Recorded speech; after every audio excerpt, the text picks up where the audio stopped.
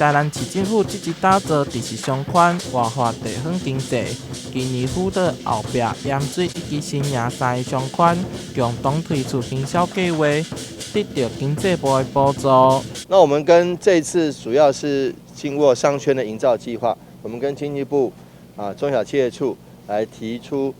方案，这是一个竞争型计划。那总共有2个案子入选，一个是赤坎澎湃商圈，第2个是大兴营影视商圈。为什么叫大兴影视商圈呢？因为我们很多在大兴营区拍片或者拍电视剧，都获得大奖，包括斯卡罗，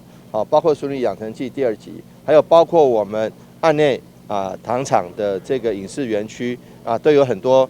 戏剧在那边拍摄。看好这的发展，接着计划提升相关的环境以及服务，并结合在地特色，未来将会打造成大兴营影视相关。影视的因素，还结合大兴营区的产业文化的因素，譬如说东山咖啡譬如说盐水风炮，还有譬如说很多好吃好玩的地方包括在后壁的清寮，还有包括在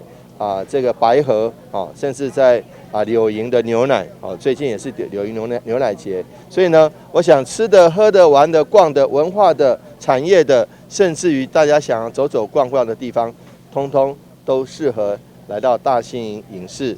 产业文化园区。透过地势相关的打造，除了促进在地产业发展，同时也为当地带动观光人潮。台南新闻杨顺怀采访报道。